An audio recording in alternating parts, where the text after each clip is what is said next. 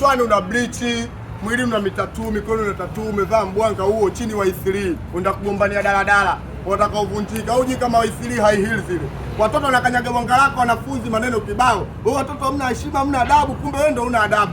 Unashindwa kuja kununua pikipiki hata $800 ujitembelee. Mshamu wewe Mnyamwezi. Kwani pikipiki $800? Wewe ngoja. Pikipiki $800 iko wapi? Mnyamwezi unagombania dada na waisiri. Pikipiki $800 iko wapi? Pikipiki za $800 si zile pale. Mstari ule wote mimi naongea $800. Huu wote huu. Wote unapa $800. Wewe umeenda kule unamkuta mama mtumishi wa mchungaji, sio unamkuta nani, umekaa naye unabwanga hilo. Kwanza dokumenti zipo au unaongea? Full document. Njoo chukua pikipiki bwana. Ushamu Unyamwezi. Ukiwa Mnyamwezi, Unyamwezi kila sehemu. Unyamwezi ni lifestyle. Mnyamwezi unagombania dada Kimara. Na unasema kama daladala hakuna tunavunja vioo. Unaambiaje vijana? Unazingua.